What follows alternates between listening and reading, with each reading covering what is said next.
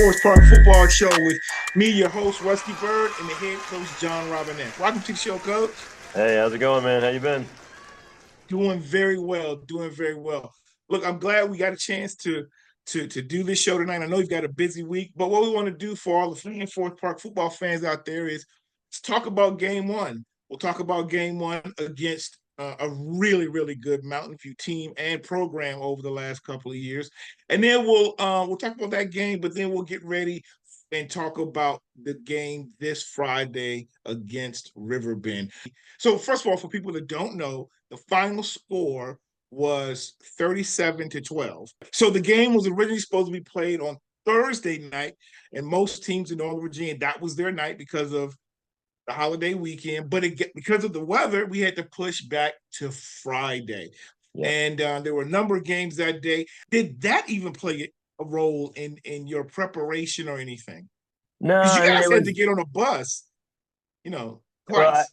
I thought our kids handled that part of it really well. I mean, we got on a bus and went down there Thursday night, and it felt like the weather was following us. I mean, we got off the bus, it was just kind of cool and the weather wise, and then as soon as we went out to start warming up, the skies just went black.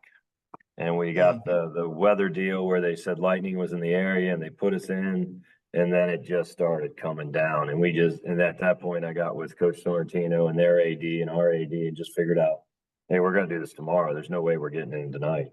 And then we rescheduled for noon. And I thought, like I said, the kids responded well. They were ready to roll. We started off well. I think some of our immaturity as far as, and I don't want to make it sound like it was awfulness, but in the moment, our first varsity game, there was for a lot of guys, and we made some first varsity game mistakes.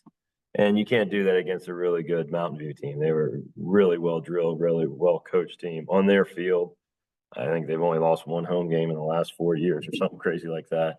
And they exposed some of our mistakes, and disappointed with the result. There's no doubt about it. And I thought we had a really good chance to win the game, but again, you can't make those kind of mistakes on the road and expect to win. Yeah, you guys actually, in terms of the scoring, we'll go through that quickly. But you all scored first. Yeah, we scored on a 70-yard QB sneak. Kellen Lewis did a good job of popping out on the back end, and we started off well. And again, there's enough good things that happened in that game that I'm encouraged by it. It wasn't as if we just couldn't do anything right. We did a lot of things right. We stalled. A lot of third downs got us on offense, and third downs inside the 30, inside the 20. I mean, we drove. I mean, as far as yardage goes, we had nearly 300 yards offense. They had about 160 yards offense. Yeah. But they made plays when they needed them, and we didn't make enough. And then on defense, we didn't stop them enough on first down. We gave them way too many choices on second down. I know a lot of people think third down's the big down, but statistically speaking, first down's probably your biggest down of the game. Teams that can operate second down and 5, second down and 6, you got a lot of options. But if you're in second and 8 and 9, that gets hard. And we didn't put them in second, 8, 9 enough. And it hurt us. I left your game and I went to Hogan and Lake Braddock. But when I saw people there, even my wife asked me, she said, well, how was the game? I said, you know what? I said, the score, this is my opinion, okay, not just as a Forest Park fan, but as a football observer and a guy who kind of coached and knows some things, said, the score is not really going to be indicative of how the game went. I said, it looked like, and I didn't have the stats then, I said, Forest Park moved the ball. I'm sure they probably outgained them. Coaching philosophy is like, the team that makes the least amount of mistakes will usually win. And those mistakes can be whether it's, offsides or any penalty, but also just maybe dropping a key pass or missing a key block. And so my job as against somebody is to help make them make mistakes. Like when you go up all week and you're drawing up stuff and then Coach Sorrentino's up drawing stuff, if you do everything the way like you draw it up, you probably score on every play. And then if you drew up everything on defense, you stop them on every play. But the key is that something's got to be misdirection or a mistake. And that's what it's like. So it's, where's the mistake going to happen? And so one of the things I said is, like, you guys got the ball down to the 1 or 2 yard line. I think it might have been the third or fourth quarter, but then you had a nice package in there, and then you got a penalty. Some of those little things that I was like, and so I thought the score wasn't indicative of how well I thought you played against such a quality opponent, having it being rescheduled and at their house. I think, I don't know if you were missing any players. I know Kogan actually didn't have this everybody, because a couple kids had parents had plans, but I think even the crowd, I think for now. Mountain View probably, but I think Forest Park, you guys probably would have had a few more fans had it been that Friday night was going to be hype. Well, that was what's unfortunate in the sense of, like, our kids, they missed out. And I don't know if anyone's ever been to a Friday night Mountain View game or Fords, those teams down in Stafford. They really pack the house, and a little bit different going at noon on the Friday than it would have been that Thursday night, because when we were sitting there waiting, they put us over in one of the classrooms, and it looked like a regular school day. There were so many kids just waiting for the Yeah, storm to come out, but there was so many people there, and that it really is. I mean, I worked down there for years, and it's kind of a throwback environment, to kind of our time, and we talked about that yeah. last episode. And Mm-hmm. they still had a pretty good crowd. We still, brought some diehards down on a Friday workday at noon. And I don't think the shift had much to do with us winning or losing. And again, it goes back to what you said. We moved the ball, but we made critical mistakes at bad times. And again, I think a lot of it had to do with our youth. Um, Mm-hmm. First time in those lights, and I don't think anyone folded. I really don't. I just think we've got to keep relying on trusting our training, trust what we're doing. Don't get it. Don't let every shiny thing twist you. And Lou does a really good job of giving you a lot of shiny things to look at. A lot Mm-hmm. of misdirection, a lot of movement, and you gotta be focused. And I think we learned a lesson. And it bothers me. I mean, this is the third year in a row we've gone down there to open the year, fourth year in a row, and they got us. Just wish we had learned a little bit quicker. It's unfortunate that this was in. We got to learn as coaches. We got to look back and see how we prepared and make sure we're doing it right. And then, but by no means is anyone ready to call it a season. It's one game. We just missed an opportunity, and you only got 9 more guaranteed, so we Yeah. can't afford to miss many more. So just go out there and play. And it would have been different if we got out there and they just outplayed us. And no discredit to them, they played well. We just didn't capitalize. Like you said, we made more mistakes than they did. And when we made mistakes, they converted. When they made mistakes, we moved, but we didn't capitalize. And that's the difference. And when you talk about the score being, I couldn't care if we lose by 1 or we lose by 100. It's the same to me. But it's that, man, I wish we missed an opportunity that gets kind of frustrating. Yeah, yeah. Again, I think there are things that I'm sure you have when you went over the film with the guys, and you're like, hey, this, and this. But so I'm sure you found those things that definitely need to be worked on. But what are some of the things you could say, hey, we did well? And so whether it was on offense, defense, or special teams, what did you do? You thought you guys did Uh, well? just going down the list offensively, we moved the ball. I mean, we ran for Mm-hmm. 200 yards. Landon Hunt had over 100 yards rushing on 20-some Yeah. carries. Um, we had a young receiver, our sophomore, Colin Swift, had 6 catches for over 100 yards and a touchdown. Our quarterback, Nice. Yeah. yeah, he did a nice job. He had 2 picks, but neither one, one was off a batted tip ball. And, anything can happen when the ball gets up in the air, and they happened to be there. And like I said, Mm-hmm. they made a play that we didn't. Um, and they ended up converting that for a touchdown. And then his second pick, again, our youth, we had some miscommunication about the route. It looks really, really bad. Like, the ball went directly into the defender's chest, and everyone thinks, oh my God, the quarterback made a bad throw. There's a lot of blame. There's a lot of blame to go Yeah. around with that one, including the play call on my part. Taking a chance probably that we could have maybe not needed to at the time. But then it looks really bad. But you got to look at the route. You got to look at all the different people that are Mm-hmm. involved, and So I'm encouraged by what Carson did for us at the quarterback position. He operated, he got us moving the ball. Our offense isn't simple. There's a lot of RPO to go with it. And he spread the ball. I mean, I think when I sent you the stat, we probably had 8 kids get catches, 9 kids get catches. Mm-hmm. So it was good. I mean, like I said, there's a lot to be encouraged with, but we've got to really tighten up, though, is the idea of when they're important downs, we got to play important downs. And you don't get to decide when the important downs are. They all gotta be they all gotta be important. So you gotta shore up those mistakes. And but a lot of our offense we operated, so I was pleased with that. Not a ton of pre-snap penalties. We had a couple, but there wasn't as many as you see in a first game. Defensively, I thought we played tough. We rallied to the football. And I think we tackled. We missed some tackles like a first season game, but I thought our kids flew around, that they moved. They had a lot of effort, a lot of energy. And when we put them in front of us, they didn't move. I mean, they struggled moving the ball. I mean, they ran the ball 29 times for like 109 yards, which is, 3.5 yards a carry, which is pretty good defensively. And they hit some big plays, but they didn't throw a lot. They only threw the ball 8 times. And we managed to get 2 sacks. And there's a couple times where we got them down to 3rd down or 4th down, and we let them off the hook. But I thought we understood what we're supposed to. Like, we were able to show them on film, like, hey, if we all 11 operate, good things happen. We had 2 goal line stands.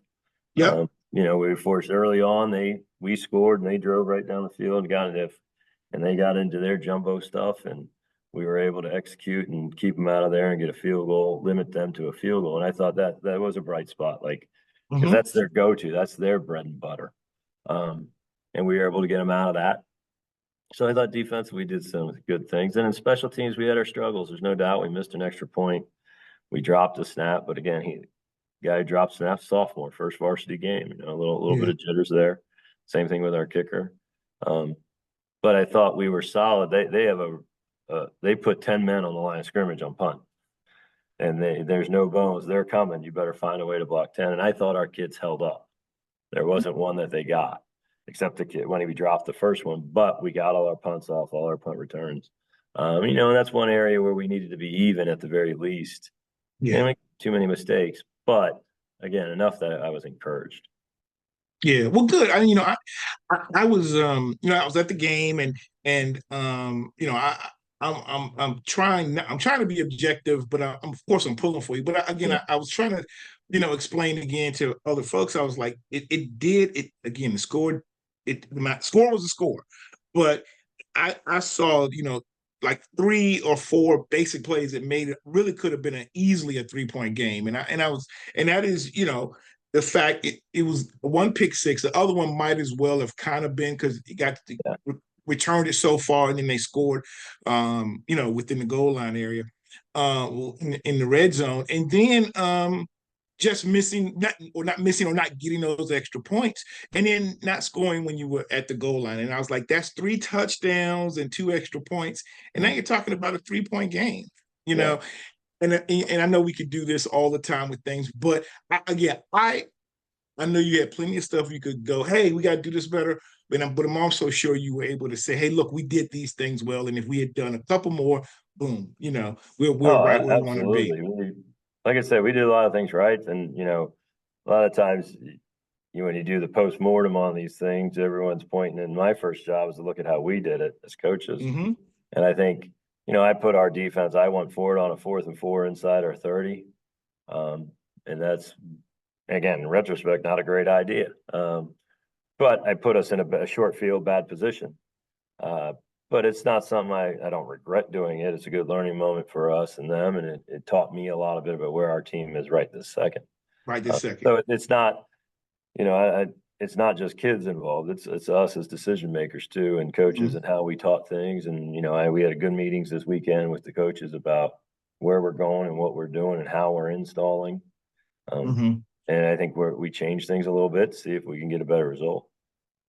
Somebody might say, "Oh, well, they went forward on that back in there," but I'm like, "But yeah, no, you had confidence in your guys," and so that's to me, that's, it didn't work, but there's a way you can also turn and say, hey, look, I believe in you guys, and we didn't get this one, but there are going to be plenty of times we are going to get it, and Oh you yeah, guys need to believe like I believe. So I yeah. thought that was We're under that 40 was yards. There's a pretty good chance we're going to go for it because with the group we have, we should be able to execute our way through 4 yards.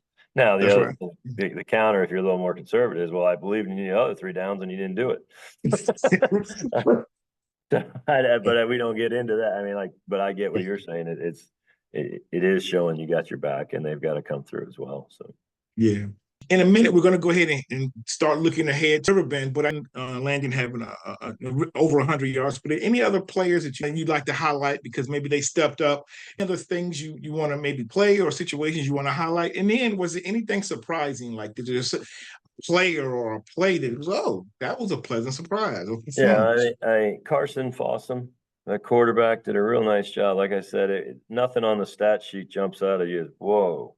But he operated. He controlled the quarterback position, and we put a lot on his plate, and he was able to distribute the ball and hand it off to Landon, and we were good Mm-hmm. up front. I thought we were pretty solid up there. It was nice seeing Kellen Lewis, who's playing kind of our jumbo quarterback, seeing Mm-hmm. him and him scampering for 70 yards on a QB sneak. Pretty Yeah. neat. We have an element back that we might have been missing the last couple of years as far as what he can do with the ball in his hands from the quarterback position. So that was nice. That was nice to kind of see what we thought we might have there, kind of prove that. Mm-hmm. And then I thought, Antonio Jones was a pretty good rock on defense. He did a great job at the linebackers position, just a lot of flying around and just getting. Yeah. I thought so. That I noticed some really good things from him too. Yep. I'm Yeah. glad you said that. I think Okay. we got a good group. And like I said, I think we have some young guys who I think now that they got it on their belt, they're kind of like, okay, this is varsity football now, a little bit different, a little bit faster. Even the referees are a little more stringent. We got a couple holding calls, and one of the receiver guys in the end, he fixed it. I was really proud of him for that. Mateo Moncrief had a good game, even though on the stat sheet, he's got one catch for 12 yards, but Colin doesn't have the day he has without Mateo blocking the way he did. And it really opens up a lot of doors for us. So I thought, like I said, a lot to be proud of, lot of highlights there. But again, not enough. Too many mistakes not to win a game. Yeah, yeah, no. So, that was the Mountain View game, and again, they're going to do something like that to every opponent. In fact, they did last year in every game Yeah. until the playoffs. So, I thought there was a lot you could learn and grow from that. Your next opponent, Riverbend. Do you all get a chance to look at film from the game, their first game? Yeah, well, it's standard deal. They send us their last two, and we send theirs through our huddle software. Okay. And they actually played at 7 o'clock on Friday night. We played at noon after our game. After we got all the laundry and stuff, I went down there and caught their game. Oh, Uh, good. and against Chancellor, I think. Yeah, against Chancellor. And and then that night we had our films exchanged. So they got our Mountain View game and our JM scrimmage, and we got their Chancellor and their Martinsburg scrimmage. So you send the last two. Okay. And so we got both of those, and we were able to break it down over the weekend. And I got to see him live. I always like, if I get the chance to, I want to go see kind of, 55 looks big on film. Is he really that big? You get to kind of see Right. him live. Like, okay, maybe he is that big, that kind of thing. Now, unfortunately, their game against Chancellor got cut short because a kid from Chancellor had a pretty serious injury. He was carted Oh, off in no. an ambulance and got us Mm. backboarded, mobilized, the whole thing. But I did see an article that he's okay. He's released. Oh, good. But they Good. didn't finish the game. The game ended midway through the third quarter, Okay. and Okay. Riverbend was up But they 20. played it enough to make it a legal game? Yeah, I think so. I think that at Okay. first there was some question, but I think it can. I saw I saw them 1-0. So Yeah. And they won 21-3. yeah, Okay. Now they have a new coach this year, right? yeah. Coach Yates stepped down last year. New staff, new. They turned over some players. They had some veteran players last year, kind of a senior led team. But they've got some quality players now, and looking at them, they're very similar a lot to what Mountain View does. They like to run power. They want to come right at you, try and create big plays off of misdirection, and just kind of take their shots when they can get them. and they play steady defense a lot, very similar. And we're going to have to execute in order to, if we can clean up our mistakes and play a little more mistake free and not give them opportunities, I think we put ourselves in a position to win. Was that head coach on their part of their staff before? Nah, he's new. He's from a different area. I think he's from Oh, Southwest Virginia or maybe the Richmond okay, area. He's not a local guy. I didn't know. okay, Don't know him all. I met him once at a 7-on-7, and okay. seemed like a nice enough guy, but I can't say I know him one way or the other. And I think a lot of the old staff that was there last year is no longer with them. Okay. Riverbend is more, they wear a lot of power read, and he had some athletes last year he could get the ball to. So in a quarter, he was a 3-year starter at quarterback. So he had an Okay. experienced group. And this year they're breaking in a new quarterback. He's an athletic kid. And he can throw the ball. It gets out of his hands and it goes pretty deep. And I think a lot of things runs through him. It's pretty well established. You watch their film, they want to run power. They want to Okay. line up and come right at you. And if we don't do what we're supposed to, they're going to just line up and eat us up that way. But I also think we've got the players who can do it. And I think it helps that we faced a very similar scheme last week. What would you say would be your key to winning this week? Play our ball, play our game, and limit the self-inflicted wounds.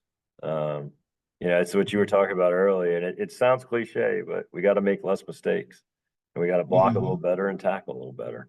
And then when it's our turn to catch the ball, we catch the ball. But I don't think there's any, we didn't sit down all weekend and re-scheme everything we do. Right. Like I said, we saw enough good things that, all right, we're on the right track. We just got to clean up our mistakes and then realize when it is the second or third down on offense, we want to convert. We want to not jump off sides. Like you're saying, we had 1st and goal at the 4, and we ended up finishing that play 4th and goal at the 16. And that had not a lot to do with them. It had a lot to do with our own mistakes. And not to take anything from Mountain View, but if we get 2 false starts and 1 illegal procedure, that's not a well-drilled coach team. I got to do a better job of getting them in a position that this is what we're doing and how we're doing it. And we got to avoid that. But I think if we avoid those mistakes, then defensively, we gave up too many explosive plays on 1st down. If we can limit that, we'll give ourselves a real good chance to win. All right. So you told me what you're looking for from, basically from your team, your coaches. Is there anything with this being your first home game? What are you looking for from the Forest Park fans and students this week? Oh, show up, be loud. Let's have some fun. Enjoy it. It's like I said, it's unique. A high school football game atmosphere is very different than a college one and a pro one. I think it's more about the community and who's there, and the players, they know you. I don't know if the students realize just how excited the players are when they see this classmate or that, oh wow, that guy's here. Right. But they get juiced, and especially if you're being loud and having some fun and jumping up and down. And I thought, I think over the last 5 or 6 years, the community's done a great job of we've been growing where, when I first got here, going to a game was almost like, why are you doing that? And now it's more of like, there'll be a lot of juice here by Friday afternoon. This place will have there'll be some energy in the building, and you'll see people wearing Forest Park stuff on Friday afternoon. And it's cool. It's a lot of fun. I love it, and I think the kids get excited when they come down to walk across the click clack and all that stuff, and then they hear the crowd around them, and they really enjoy that and that atmosphere. And so come on, let's go, bring it. All right. Well, look, we're going to get ready to wrap this up, but Coach, I did one of the things I told you I wanted to do is we'll do a few of these things, every week. And I want the folks here to know a little bit more about Coach John Robinette. So we know that you're from Prince William County.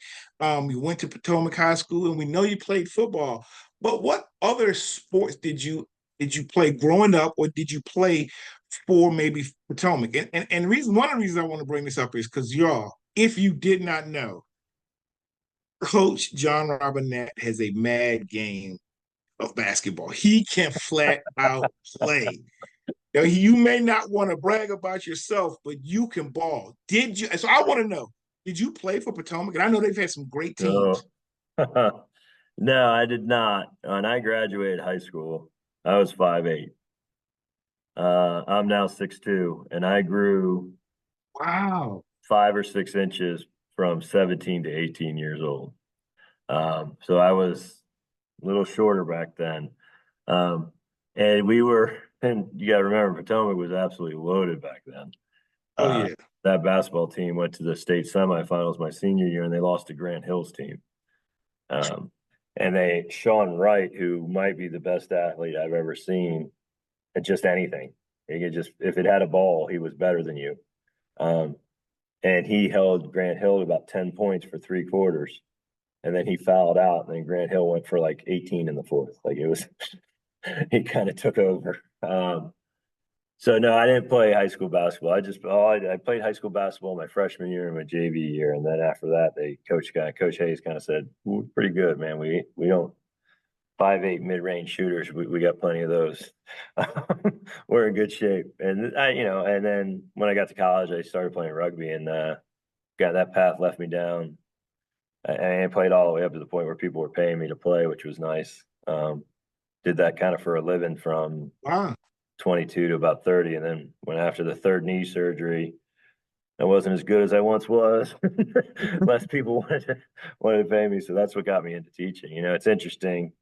I would have never guessed to live and teach and coach in the same neighborhood I grew up in.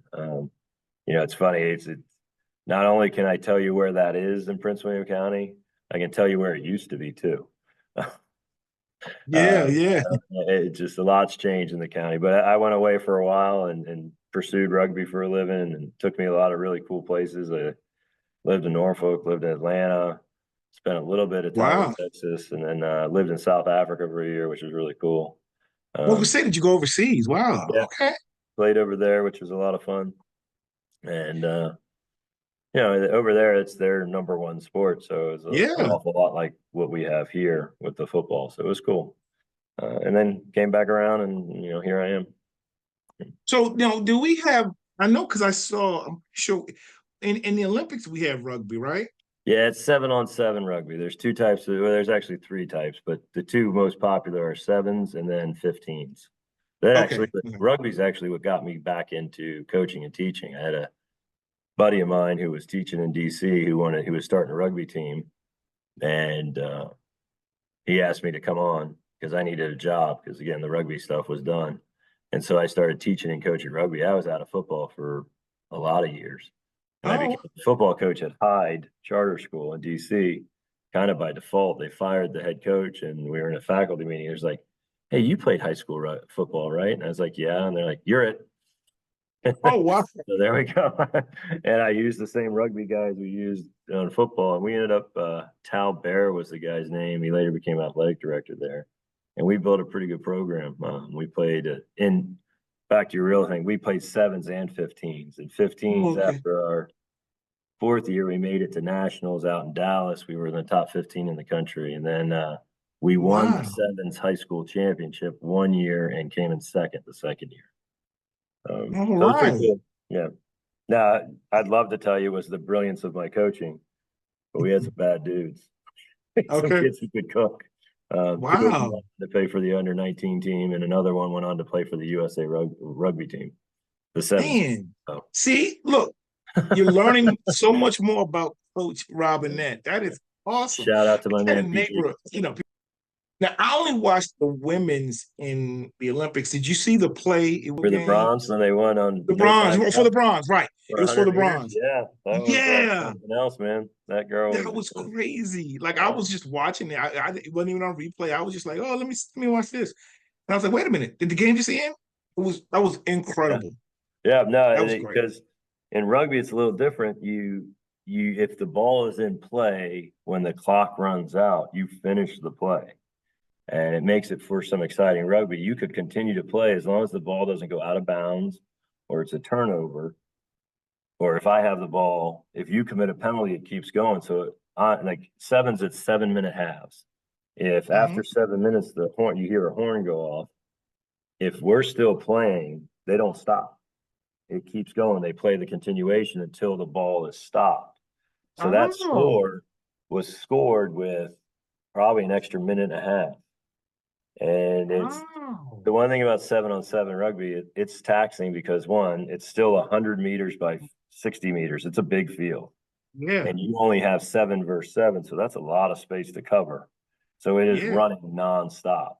And if you're running and tackling for 7 minutes and then having to defend another 2+, it really puts a team under stress. And it was just neat to see them convert there and make a play at the end yeah, and for a medal at that, like for a bronze yeah. medal, like with everything That else. was that was so cool. All right. Yeah. One last question, Coach, before we get out of here is, so did you play? I know you played JV and freshman basketball, but did you play any other sports growing up? Did you play baseball? Did you ever wrestle or anything?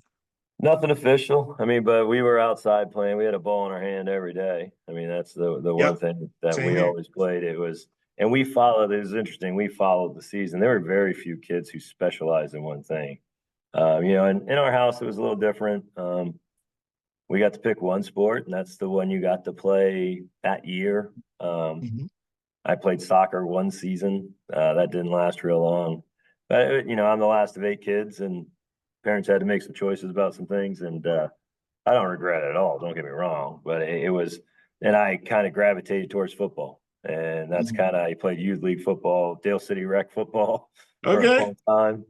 Um, and then I played one season of basketball and youth league. But after that, if I wasn't like after school every day, and Hockersmith was the place to go, man. Like the park over there in Montclair, and that was the court that you'd see Okay. 10 or 15 cars parked on Northgate, just waiting to get a game, and You it's fun. you don't see that anymore, man. Yeah, Like that. Like when I'll have basketball players on the show, I'll be like, okay, where do y'all run? Now it's like they're in some gym, air conditioned, and yeah. it's LA and Fitness it was one. Yeah, yeah, yeah. Like man, when I first moved to this area, I used to go play just outdoor courts, and I found all the good courts. The time I lived in Alexandria, and you could always find some good games in Alexandria, but also in Arlington. It was a lot of outdoor courts in Arlington. You get some good games. well, So, I tell you what, when I was teaching up in DC, and one of the teachers who lived in DC took me out to Berry Farms in Southeast oh yeah, during the summer.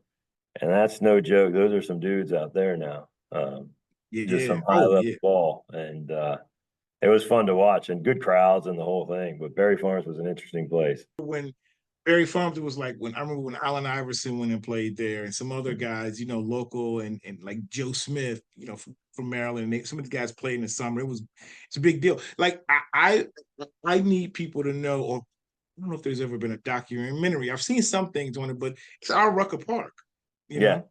And it's just every bit as good. I mean, when you think Yeah, about like Iverson being there, the whole Georgetown, if you've ever read John Thompson's autobiography, all his team went over there, and then the whole Rafer Edmonds, the local drug dealer, and that kind of thing. He right, had to ban his players from Berry Farms.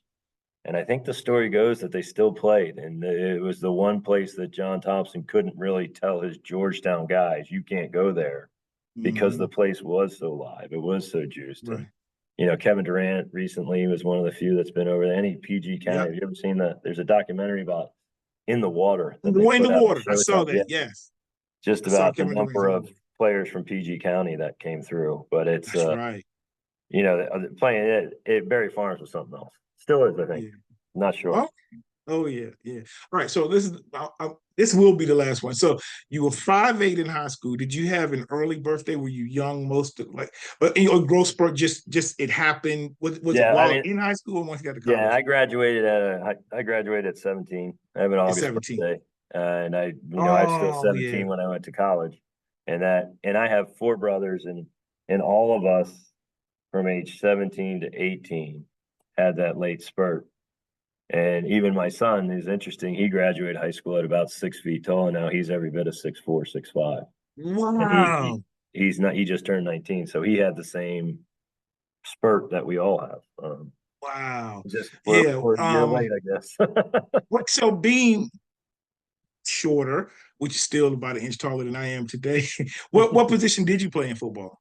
I was center and defensive end. We played Okay. both plays back then, yeah. Yeah. I tell people that I'm 5'7", but I was probably like 5'5" in the fourth grade. So I played the line when I first started playing football. I was a center. I played defensive tackle. And then, but every kid says, but I want to play running back, Yeah. And then the next But year, I think when I was in the fifth grade, I was playing rec ball, and I was like, "Hey, I want to play running back." No, you're center. You played center on the other last year on the midgets. You're a center this year, and I was like, "Oh, okay." And we moved. My family, we moved, um, and we went to a new neighborhood. So a year later, when we got to this new program in Newport News, the coach asked me, "What position did I play?" I said, "I played quarterback." It's like, no, yeah, get it. they had two quarterbacks from the teams that had moved up a year, like because it was like say the American and the national quarterback, and they had won championships the year before, and then they all moved up. So I was third string quarterback, but I ended up being able to play slot back and defensive back, Yeah. and it was like there. And I'll tell you what was really funny is the next year. So I think I was in, I don't know, seventh or eighth grade. I know we scrimmaged the old team I played for. And I think I scored like 2 or 3 touchdowns. And I went to the coach and I was like, I told you I could play running back. So Yeah, no, I was a lot like every other kid who thought they could play quarterback. And Coach Brown and those guys decided, hey, you can touch the ball every down. Just line up right here.